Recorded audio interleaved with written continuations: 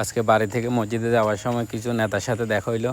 এই দেখেন নেতাগুলা এলাকা দখল নিয়ে মারামারি লাগে গেছে। এখানে লাল নেতা যেগুলো দেখতেছেন এগুলো হলো এই গ্রামের নেতা।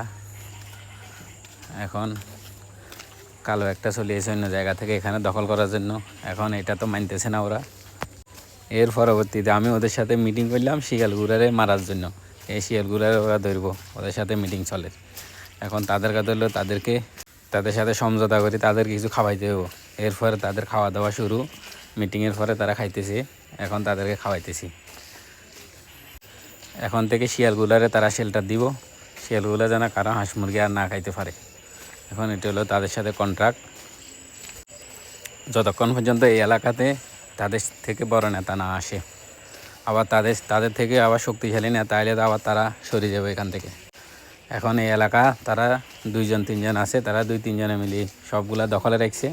এখানে আর কেউ ঢুকতে পারবে না, যেই ঢুকবো তারে মার দিব তারা।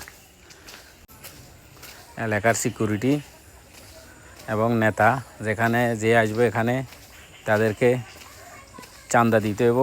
চাঁদা হইলো তাদের খানা।